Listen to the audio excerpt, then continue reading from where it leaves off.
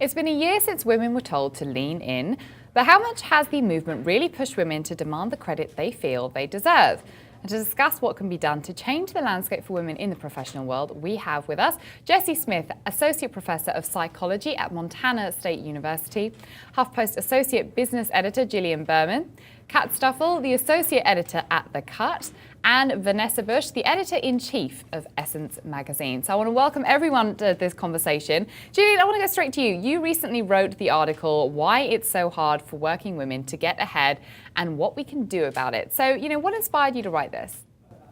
Yeah, well, so actually I saw Jessie's study, and I talked to her about it on the and just, study and talking to her about it. I just saw myself in a lot of what she found and the story she was telling me and things like that. Basically I'm pretty confident in sort of my work and what I do, but I don't really like to promote it on social media to my editors, to, just to other people I know. And I wasn't really sure why. And so, this kind of offered a little bit of an explanation for me. Maybe I'm grabbing at it a little too much, but it was helpful. I think that's an important point, though, is that you felt something, but you just couldn't quite pinpoint why. Jess, it's probably a good point to bring you in because, you are kind of researching the why. So, what were the root causes for what Gillian felt and really what, many women feel? There's a long-standing modesty norm that exists in our culture in the United States that socializes little girls to be polite and humble and modest, and in fact to see self-promotion as conceited and bragging. And over time, they're actually right. There's lots of research that shows a backlash effect for women who do put their best foot forward and go all out to take claim for what they have rightfully done and their accomplishments. So it's an ingrained modesty norm that has some repercussions if it gets violated. So on that sort of, by that sort of token, this ingrained modesty norm, what do you make of the kind of lean-in hypothesis? I struggle a little with the overall hypothesis that it's as easy as leaning in, because I feel that it puts the burden on the woman to take initiative to overcome a deeply held cultural social norm and to take risk for the repercussions that can come about from violating that norm, such as not being liked, but more than that, not wanting to work with her, not wanting to give her the next big job or that big promotion because they don't feel like she's a team player. And so the notion of lean in, which puts the burden on the woman to go to the table, take the initiative, be assertive, I think puts the burden and the blame on the wrong entity here, instead of putting it on the employer or the educator or the supervisor to set up the conditions in which that's a safe thing and a valued thing for everybody to actually engage in. I think that's a really interesting point. And some guys and the commenters in the comments well have sort of said the same thing. Sarita Teresa says, there needs to be both. The worker, meaning the ideal type, is male. That has to change in both organizations and mentally. Kat, I want to bring you in here. What do you make of the idea that there has to be, something has to shift, sort of when it comes to employers as opposed to internally in women?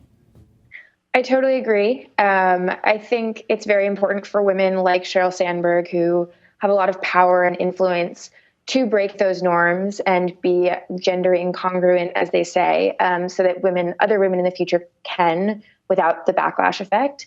But for the average woman who can't afford to lose her job, I think that the employer needs to meet her halfway. And some people are doing exciting things on this front. Gillian mentioned a few of them in her article. The first female editor of Time magazine went down the masthead to make sure that men and women with the same job were making the same salary. Mm-hmm. And there's no reason that can't be done on a national level. And there's been some legislative efforts to make that more normalized. Yeah, I want to talk to you about the legislative efforts. Just one second though, Vanessa, we're trying to reach you via the telephone. So if you have your phone by you, if you pick it up, we'll be able to bring you in the conversation. Definitely want to ask you some questions. But just Kat, sticking with the idea of the legislation, one of the sort of purposes of this conversation today was, people talk about Lean In, and we've had all of these discussions. And I think what was interesting about Gillian's piece, and certainly Jesse's work as well, was this idea of kind of yearning for a more practical solution. Sort of we've had the hypothesis, we've had the rhetoric. So what do we have to do now? I'd be really interested to hear what you think, kind of not just on a legislative level, but maybe even sort of on a local level in the workplace. What sort of practical things have to be done so this Lean In becomes not just mantra, but actually sort of realized? I think women benefit greatly from transparency in the workplace because there's evidence that women underestimate their abilities, both relative to their male counterparts and relative to their actual performance. They lowball their IQs, for example. So I think any way you can be transparent in the metrics that you're using to judge your employees, and also transparent in your wage negotiation, all those practices, just to sort of elucidate them for women so that they're not in the dark. And lots of people are trying to do that. I love that idea about being transparent about wage negotiations. Certainly kind of money. For some reason, we just can't talk about money. We can't talk about the fact that, hey, actually, I deserve an extra 10 grand. Vanessa, we have you now. So, Yes. How has your experience been about kind of being a woman? You're an editor-in-chief. Did you find it difficult in the past? Have you found it hard to demand more money, for example, in the workplace? Yes, I think as women, I agree with the idea that we are socialized to be more humble, to be polite, to be more likable. But I also believe that it's really important for us to use our toolkit. For example, knowing what you're worth in terms of a salary report. Do your research. Know what you should be demanding, what you can command, and arming ourselves with that kind of information, I think, is very helpful. In our April issue, every year we dedicate it to careers and how to be more powerful in the workplace, whether that's raising your work profile or knowing what you're worth and how to get it. And I think that we just have to become a little bit more comfortable with not selling ourselves short, but selling ourselves. And once we can get comfortable with that, I think we'll be much more successful. And the funny thing is about, talking about selling yourselves. In Kat, in your New York Magazine piece, which we've got in the resource well, guys, you should definitely check it out. But in your piece, Kat, you sort of talk about, selling yourself, self-promotion on the Twitter sphere, on the digital sphere. And you would imagine that now we have Facebook, we have Twitter, we have Instagram, all these different platforms where we could be promoting ourselves. And certainly I do see it on my feed, people really flagging up, bigging up when they've done a piece, because I follow loads of journalists, so it's always a journalist sort of tooting their horn about some amazing piece that they just landed, or the scoop they just got. But you were sort of saying that for women it seems to be still kind of like this grey area where you don't really want to be tooting your horn too much. Yeah, the piece sort of started with a joke, which was that all my female journalist friends would, when they wanted to share a story, their male colleagues would be like, my breaking news report, my exclusive interview, and women would write, oh, here's this little article I wrote, and just sort of tweet it once, and if people like it, they'll come, not aggressively marketing their own work. So that's where I perceive the self-promotion gap most transparently. But I also do notice that women are really attentive in signal boosting, as it's called. So they're good about promoting each other's work and their colleagues' work, so that because they know that kind of self-promotion is uncomfortable for their female colleagues. And Gillian, I want to know, do you agree with that? Have you kind of suffered that sort of journalistic, I guess, the fail between what you've written and then the self-promotion afterwards?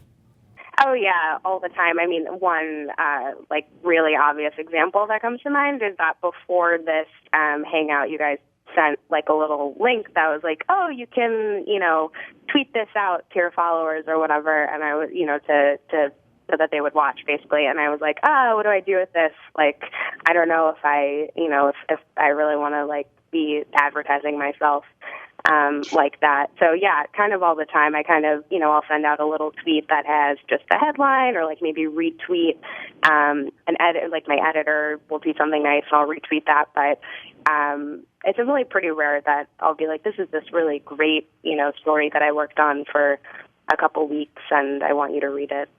That's so funny. Jessie, I can see you kind of giggling along, and obviously this is a world that you live in, you're researching this. Do you notice that there is a difference between, say, women of a certain age or women of a certain kind of like point in their career, that there are, maybe as you get more experienced or as you're more comfortable with what you're doing in the workplace, that you become more adept at self-promotion? Or is the trend the reverse? Is it younger people tend to be sort of more au fait with the Twitter sphere and are okay about self-promoting? That's a really good question. I can't think off the top of my head of any research that's looked at a developmental trajectory or age differences.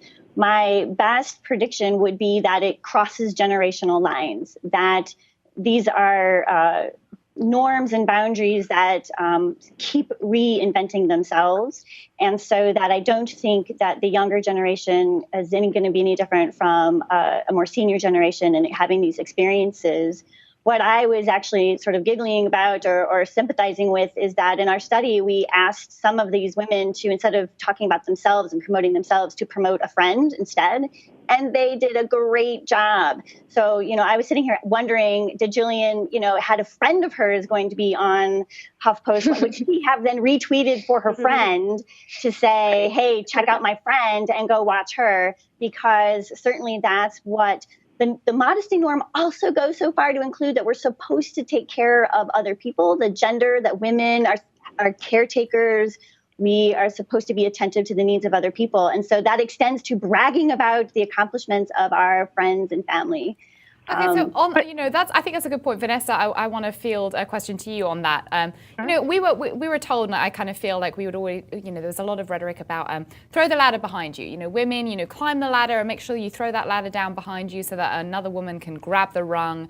How much of that is really existent in the workplace today, and also just sort of like socially and kind of culturally? Do you feel like we're as loving and as kind of supportive towards our fellow women today as we may have been, say, like 30 years ago when, the height of this sort of feminist movement was really kind of taking off? I think that we can always do better, right? So just as we were talking about earlier, how we're fine with supporting each other and being more collaborative, why not use that same kind of instinct that we have to make sure that you are actually mentoring the person who's, coming up behind you, or looking for that sponsor who can really talk you through and help you, coach you into how to handle these conversations where you are talking about getting the salary you deserve.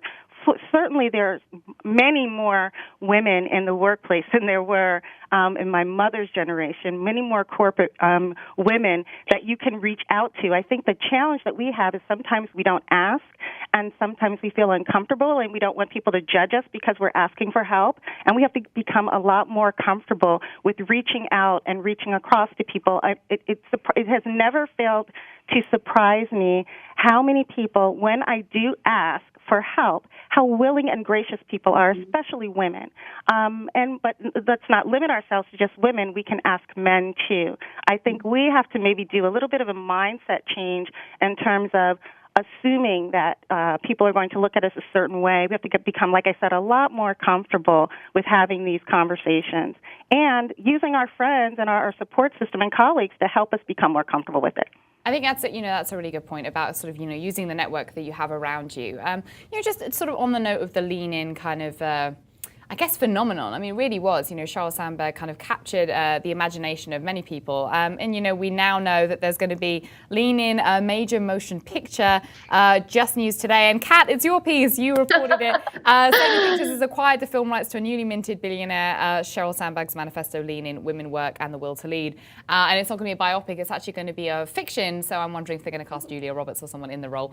But, what do you make of this now? Obviously, it has kind of become this like trend. It's like this sort of phrase we bandy around, but going from the phrase again to sort of more about this practical notion, like what the hell are women supposed to do to make Lean In actually go from a philosophy to a practical aid.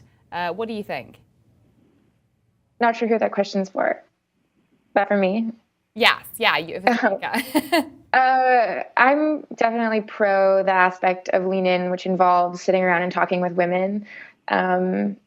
I think I also think that plays into the aspect of transparency. If you're sitting around talking about your salary and how you negotiate your raise with other women, that's part of being in a transparent work environment, I think. So I'm in favor of that. I do that.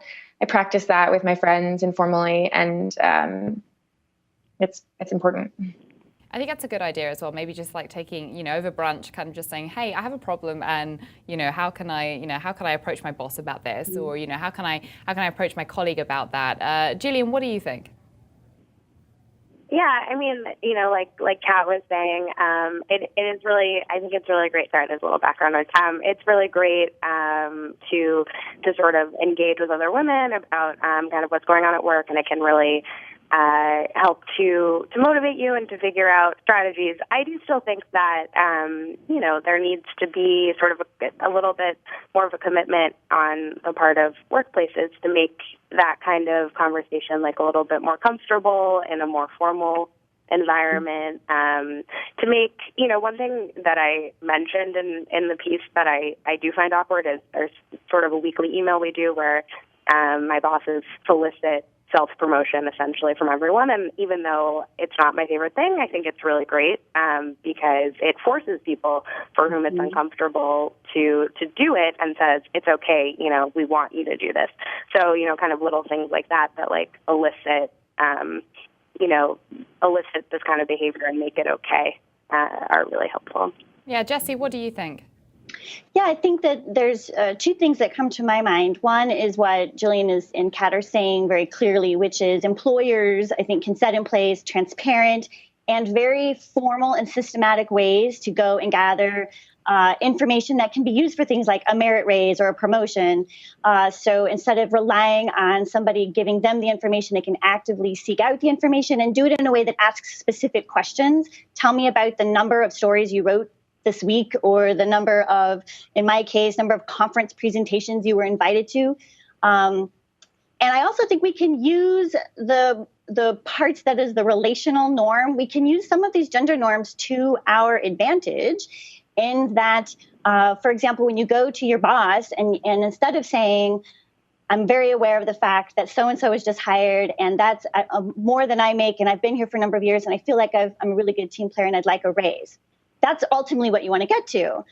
But if you can use the relational aspect of the norm to say instead, so I want to get your advice on how I might best go about finding a way to increase my salary over the next year. What would be, in your opinion, the way to go about doing that? So you sort of talking to your supervisor and doing the same ask, which is I want to be considered for a raise, but drawing them in a relational terms, and that can help avoid that backlash because now they see you as seeking out their mentorship and their expertise to try to, and now you've drawn them in on your side instead of confronting them in a very assertive and aggressive way, which I would love to get to that place where everybody feels comfortable and is rewarded equally for doing that, but we're not there yet. So in the meantime, I think that's one strategy, and that research supports that strategy. It's a relational negotiation tactic. I think, Jessie, I really appreciate what you're saying, and I think it's it's certainly excellent advice. It's very practical, which is kind of what we were going for in this conversation. So thank you. But, it really pisses me off, quite frankly, that women even have to do this couching. Like, it's so annoying. Like, why do we have to be sort of like, right, well, how can I be kind of circular about this? And I don't want to seem too forward. And, I know that, it stems from the research you've done about these kind of normative, moral kind of codes that we're still adhering to that seem very Jane Austen-like to me. But nonetheless, it kind of pisses me off. Vanessa, what do you think? I mean, it is disheartening that we have to put this much thought into something that I have no doubt when a man is thinking about this, he just goes for broke. There's no hemming or hawing. And I guess the main thing, like as I was saying earlier, we have to realize is our own value and our own worth and our right to get what we deserve. And if you're the kind of person who's maybe a little bit shy about it, maybe your strategy is that you put together, you put your toolkit together. You think about, if you have to write it down on paper, these are all the reasons why I deserve to be in this place where I am. And you enlist the support of sponsors and the support of mentors and the support of people who can be and speak for you in the room when you're not there. If you're strategic about it, you can, eventually I hope we do get to a place where it's as easy as going in and saying, this is what I'd like. Until we get there, let's use the other strategies that we're comfortable with to make it happen. Yeah, I think that's a good point. Sorry, yeah, Kat, go for it. I have an alternate strategy that I'm not sure about yet. But I don't wonder, why can't I be more aggressive? Why do I have to couch things like a man? I sort of wonder, why is that the norm and why is that good? I think it's annoying when people aggressively self-promote, male or female. So I'm wondering if there's also a way to stigmatize that in some ways. Like, if someone is promoting himself aggressively and it's bullshit, call him on it. I mean, it could go both ways. Well, I think that maybe there is something to that. Jesse, what would you say to that? Absolutely. I would say actually the cross-culturally speaking, many cultures do not have this assertive, aggrandizing, it's all about me mentality. There are many, many collectivist cultures. And in fact, the United States is on the absolute other end of the scale. And so really, women aren't the oddballs here. The oddballs are the men who are aggressive and assertive and self-promoting in a way that doesn't include the group and the team and the collaboration that truly is the way in which most people are successful. But that's not the conversation, because, as Kat, you're saying, that's rewarded. That's what our culture rewards, is that behavior. And it's unique to American culture. Well, I think, Jesse, you kind of summed it up for us nicely. Women are not the oddballs. So, where else can we really go with this? Jesse, Gillian, Vanessa, and Kat, thank you so much for joining me today. Thank you. Thank you. And guys, you can check out all the articles we've been talking about today. They're in the resource well, of course. Stay here with HuffPost Live. Conversation continues up next.